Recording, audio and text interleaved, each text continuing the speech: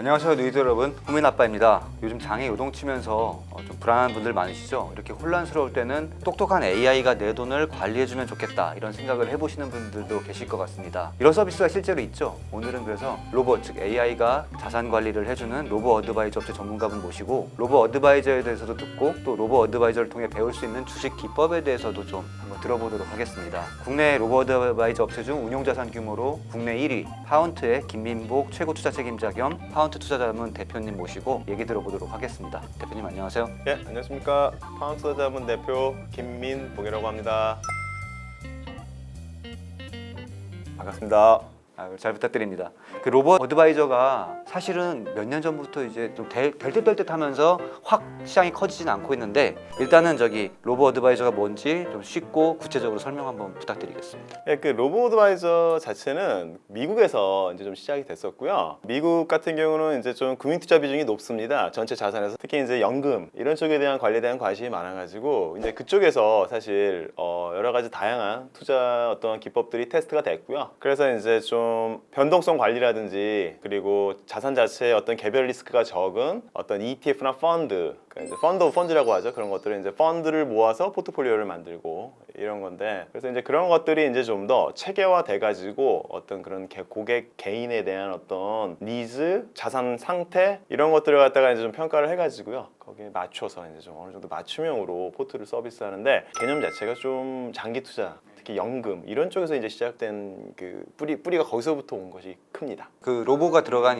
의미는 뭘까요? 사람들은 이제 언뜻 로봇 어드바이저라고 하면 뭐 기계가 관리해주는 이런 느낌인데 그거보다 약간 자산 배분 쪽에 네. 더 그렇게 이해하는 게 정확하겠네요. 예, 로봇이라는 단어를 들었을 때 어떤 슈퍼 휴먼적인 그런 걸 하는 거 아니야? 얘가 뭐 아주 끝내주게 뭐 맞춰줄 거 아니야? 뭐 이런 기대하실 수도 있는데요. 그런 의미보다는 로봇 자체가 예측 가능하다, 어떤 인간이 생각하는 범주 안에서만 행동을 한다, 그런 뜻이 좀 더 강하다고 보셔야 될 것 같습니다. 아무래도 좀 로봇이라는 게 예측 가능한 그런 행동을 하지 않습니까? 그래서 이제 로봇이라는 표현이 사실은 이제 주식과 채권 비중을 크게 변화를 가져가지 않고 밸런스를 맞추면서 쭉 진행이 되고, 그렇기 때문에 아무래도 이렇게 너무 막 주식을 피킹을 해가지고 어떤 특정 종목에서 막 고수익을 추구하고 이런 형태가 아닌 좀 되게 정적인 그런 의미를 좀 내포가 있다고 저는 개인적으로 생각을 합니다. 그래서 아무래도 포트폴리오 자체가 좀 어느 정도 예측 가능한 범주 안에서 리스크를 테이킹을 하는 그런 포트폴리오라고 저는 좀 생각하고 있습니다. 알겠습니다. 그럼 이제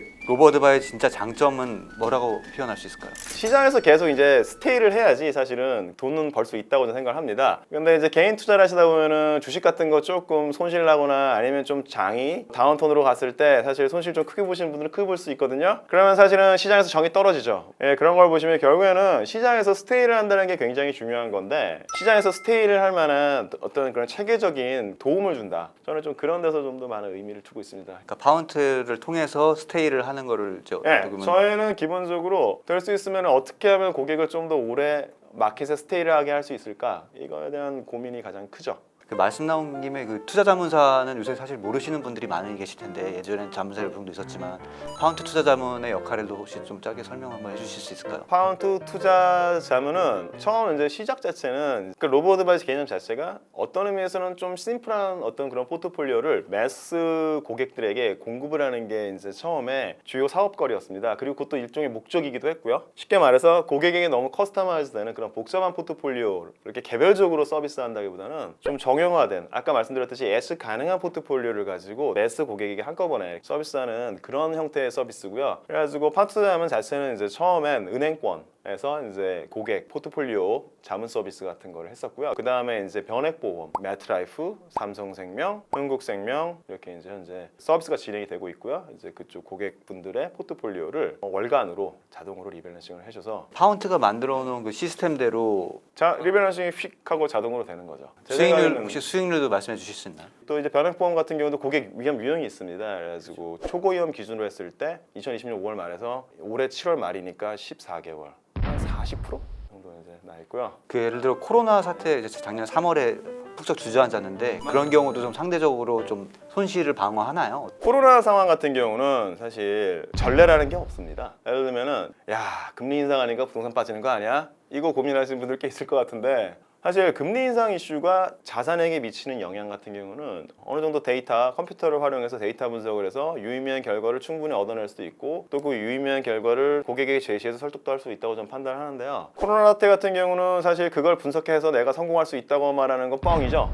그런 건 이상이 없습니다. 그래서 사실 그런 질문을 받았을 때 제가 항상 드리는 말씀이 그 금융 프로덕트 쪽으로 접근을 하셔야 됩니다. 즉 코로나 사태라든지 9.11 테러 같은 경우는 그 급작스러운 마켓 샥입니다. 그리고 급작스러운 마켓 샥 같은 경우는요, 예를 들면 연금 포트폴리오 같은 경우는 그런 급작스러운 마켓 샥에 그 대응을 할 수가 없죠. 그렇죠. 장기 투자라는 거고요. 제가 말씀드렸듯이 시장에 스테이를 하는 게 중요하지 그렇게 계속해서 즉각 대응을 하는 게 중요한 프로덕트가 아닙니다. 연금이나 이런 장기 투자 상품은요. 그래서 로보 어드바이저는 사실 예측 가능한 포트폴리오를 드리는 거기 때문에 그렇게 급작스러운 반응을 하지는 않는 게 정상적인 솔루션을 생각을 합니다. 저는 이제 대표님께서 이제 ELS 개발도 하셨잖아요. 맞습니다. ELS가 사실 그렇잖아요. 기초 지수가 너무 많이 빠지면 어느 정도까지는 채권을 팔아서 주식을 메우고 그런 식의 대응 전략이 있잖아요. 예, 물타기 하죠. 그래서 로보 어드바이저도 좀 비슷하게 예를 들어 급락장이 펼쳐지면 채권을 팔아서 주식을 더 넣는다던가 이런 구조는 그 부분에 대해서 좀 설명을 드리면은요. 일정 부분 그 데이터에 따라서 행동을 하긴 합니다. 실질적으로 코로나 사태 같은 경우는 대응을 하게 된다면은 그 분석 대상 자체가 정크본드, 그러니까 하이힐드라 그래가지고요. 위험 채권, 예를 들면 등 그레이드가 굉장히 낮은 뭐 동양그룹 옛날에 뭐 채권 이런 게 이제 좀 하이힐드 채권인데 그런 것들의 가격이 폭락을 합니다. 금방 순식간에 예외적인 어떤 폭락을 보이거든요. 이제 그런 것들을 통해서 일정 부분 캐치를 할 수는 있고요. 그래서 저희 같은 경우도 그게 바로 즉각 대응은 안 한다 할지라도 일정 부분은 주식 비중을 줄이죠.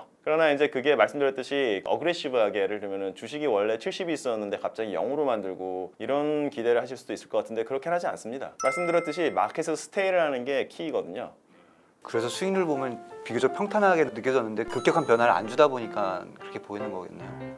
그렇죠. 그러니까 쉽게 말해가지고 마켓에 대해서 막 공격적으로 막 베팅을 하거나 이러지는 않는데 이제 이게 조금 사실 예를 들면 B2B 같은 경우는 사실 좀 하긴 하죠. 어떤 의미냐면요. B2B는 저희가 어떤 특정 고객을 서비스하는 거 아닙니까? 그러니까 사실 그 특정 고객이 요구하는 내용이 있습니다.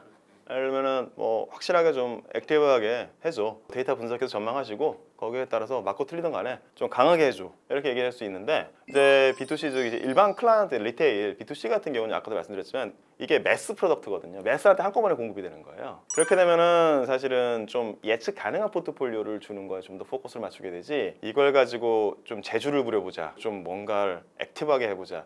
이건 조금 어렵죠. 사업적으로. 이제 로보 어드바이저 같은 경우는 중장기적으로 봤을 때는 마이 데이터 이런 것들도 좀 활용을 해가지고요. 고객 스스로 사실은 나는 어떤 유형의 고객이어야 돼서 얘기를 하는 게 굉장히 어렵지 않습니까? 어떤 간접적으로 데이터를 통해서 좀 파악을 하고 그런 프로세스들이 좀 접목이 되면은 사실 좀 더 많은 개선이 될 거라고 저는 생각을 합니다. 투자자들이 로보 어드바이저 이용할 때 유의할 점이 있다면 뭐가 있을까요? 너무 많은 재주를 부릴 걸 기대하시면 안 됩니다. 제가 듣다 보니까 그럴 것 같습니다. 네, 하시다 보면은 좀 보링하다, 좀 정적이다 이런 느낌을 가질 수도 있어요.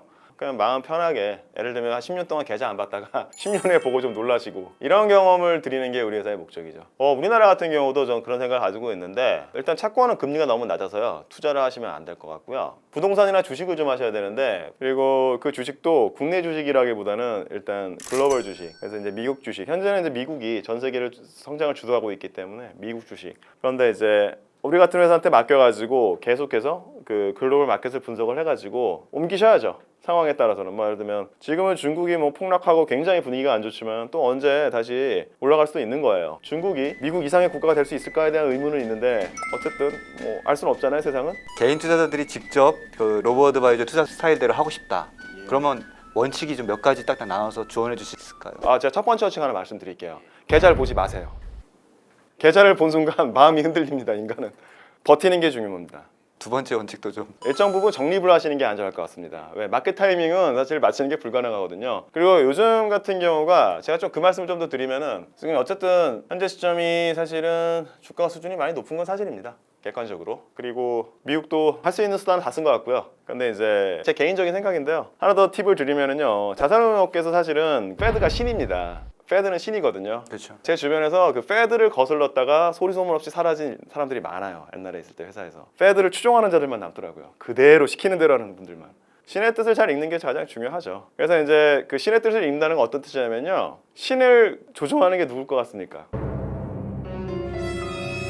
정치인입니다. 예. 분명히 전제를 다는데 제 사견입니다. 사견인데요. 정치 논리로 사실은 많이 모든 게 돌아갑니다. 그리고 정치 논리라는 건 뭐냐면요. 선거에서 당선이 돼야 돼요. 선거에서 당선이 되려면요. 자산 가격이 빠지면 안 돼요. 자산 가격이 빠지고 대통령 재선한 사람 아무도 없어요. 전 세계에. 자산 가격이 빠지면 국민들이 불행해집니다. 자꾸 제가 그냥 계좌 보지 말아라. 적립식으로 그냥 마켓 타임 맞추지 말고 꾸준히 돈 넣어라 이 말씀 드리는 게 결국은 올라갑니다. 근데 과거 2000년부터 2010년까지는 미국이 상대적으로 이머징 앱이 안 좋았잖아요.